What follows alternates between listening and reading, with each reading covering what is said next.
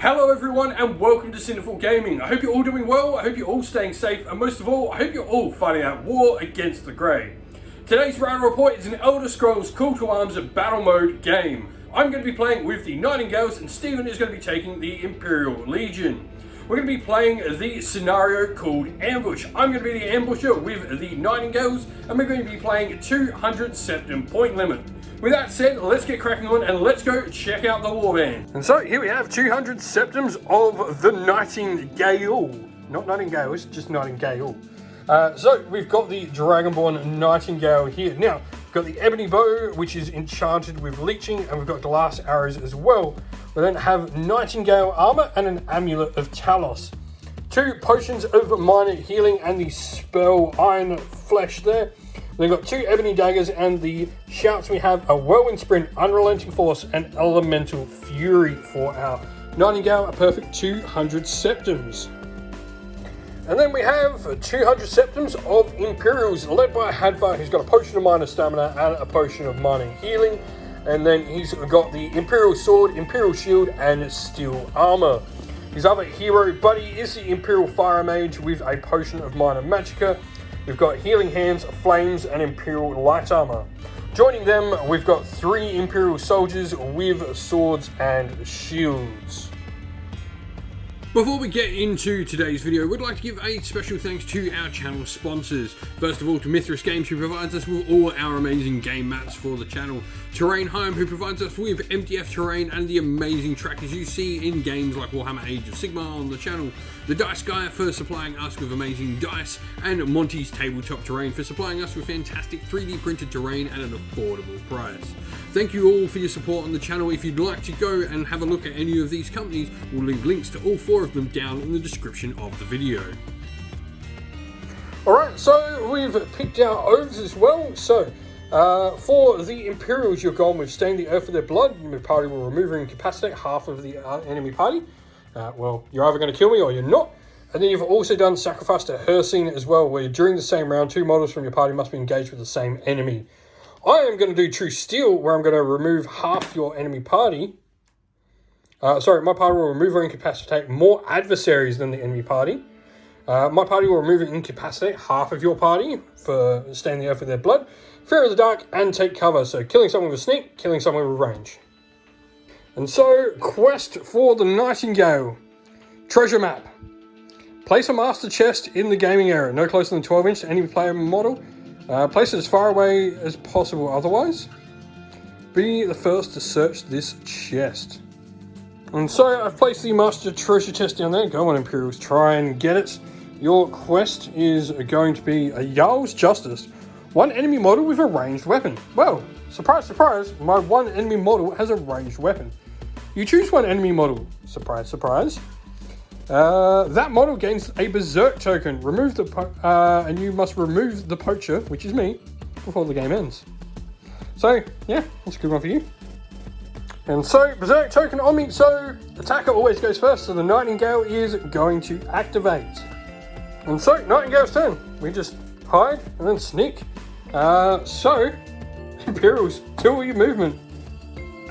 So Hadvar just spends a point of stamina to move, opens the chest, and now he's going to try and lockpick it. Needs a 3 or less.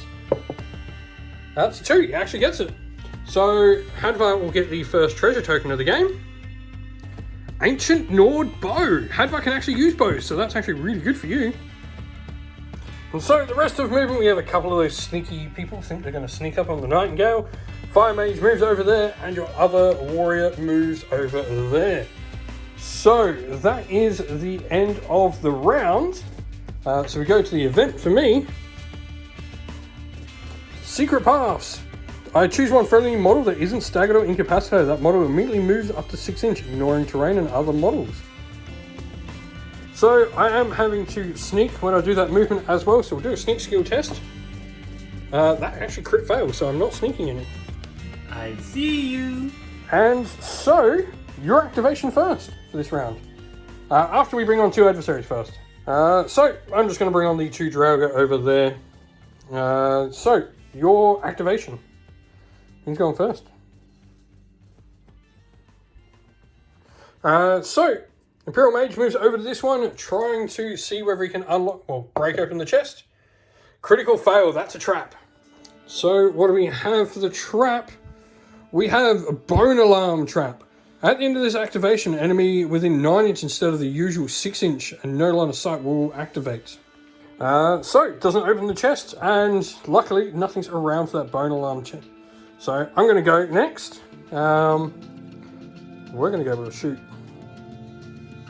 Or, yeah, we're going to shoot. Alright, so the Nightingale is going to shoot the closest Imperial soldier. So, that's a crit.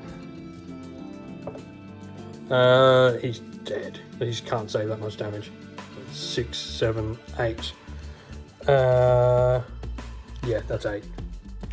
So, Nightingale's turn over. Onto yours. Who's going next? So, he rolls that. Opens the normal chest and a 4, so nothing in there, so he gets a treasure card. He got a fine dwarven sword. He can't use it, but he can give it to Hadvar potentially to try and get rid of the Nightingale. So Hadvar is then going to move and take that nice fine dwarven sword off him. And this guy decides to go behind a fence and hide. Probably smart considering what just happened to his buddy. So that's the end of the rounds. So event for the Imperials is calm before the storm. If the blizzard rules are in effect, they're not, they cease. If neither darkness nor blizzard rules are in effect, use the blizzard rules from the start of the new round onwards.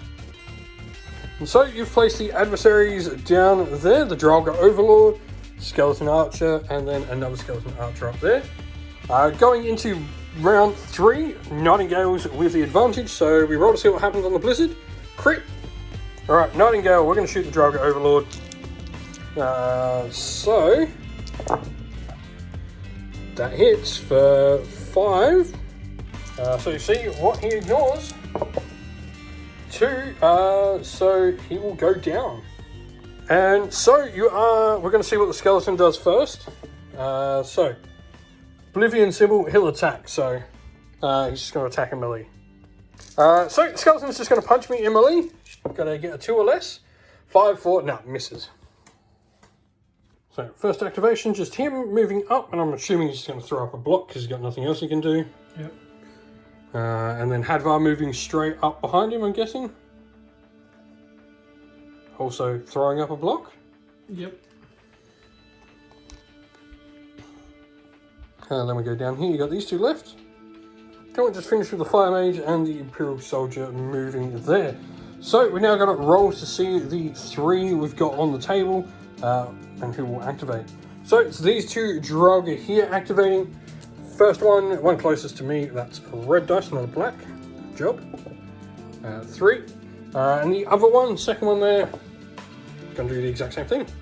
And so, event for me, for my second round. Just in how every player chooses one of their heroes and takes a wisdom check. If the test is failed, all models in that party modify their morale checks by +1 to the start of the next event phase. So, wisdom check on me.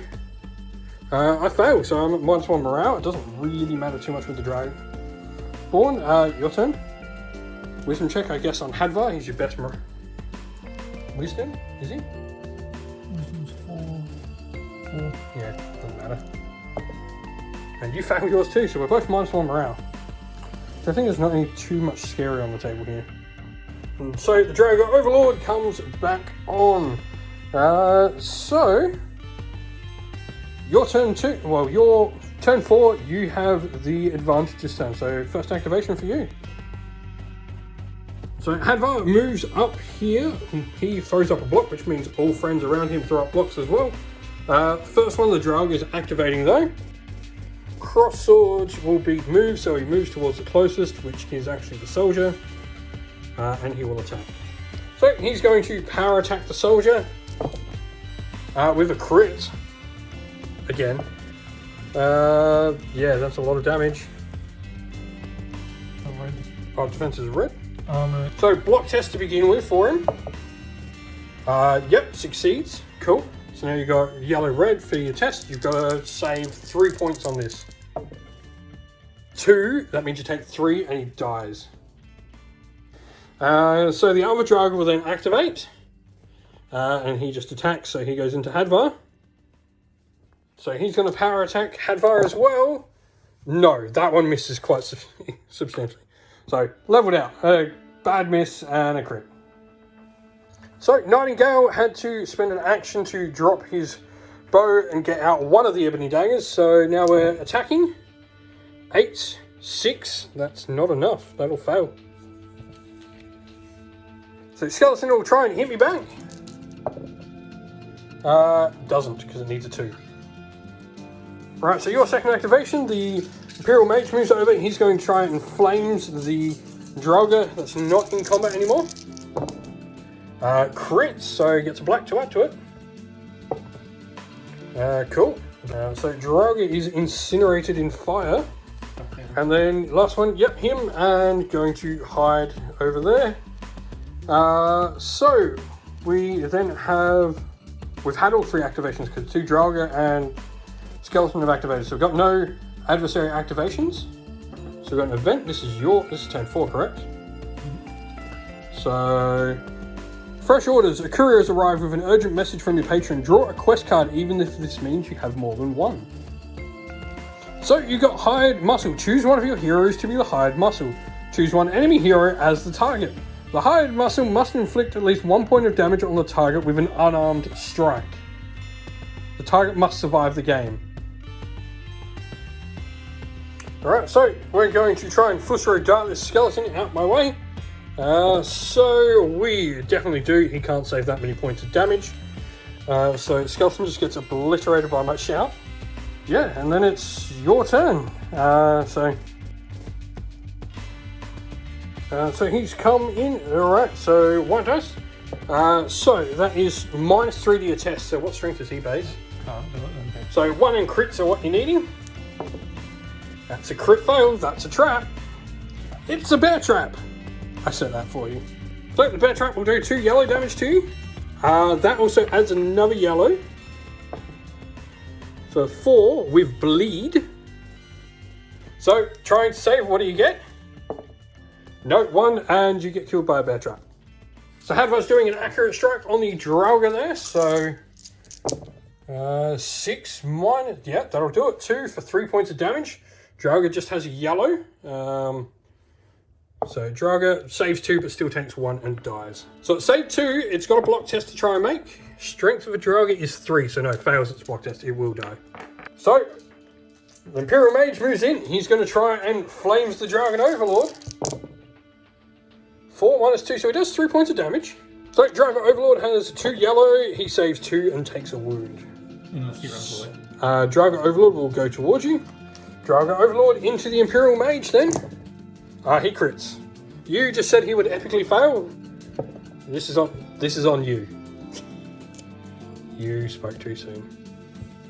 That's 7 with the helmet, which means punishing as well.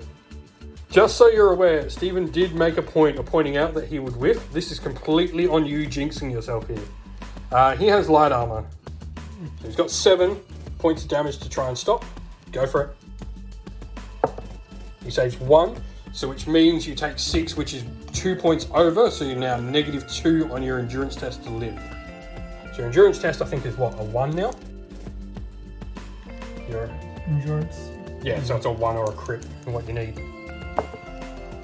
No, 6, he dies. You know what's annoying about this? That means they've killed 3. I can't complete my oath because the freaking Skyrim has killed more enemies than I have. Alright, so end of turn activations. Overlord's already activated. That means the skeleton will, so we'll see what he does. It's Oblivion symbol, so he will move. So he'll try and move to shoot Hadvar. So skeleton shooting Hadvar. It'll hit, but it won't deal any damage. So that's that. So this will be my turn 5 event. Lost treasure. Place a master treasure chest. Cool. There's another master treasure chest on the table. Alrighty. We will also generate 2 enemies onto the table.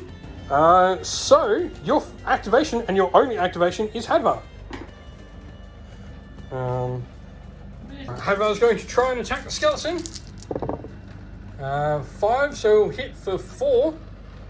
Skeleton can't save. Skeleton can't save that anyway, so it doesn't matter.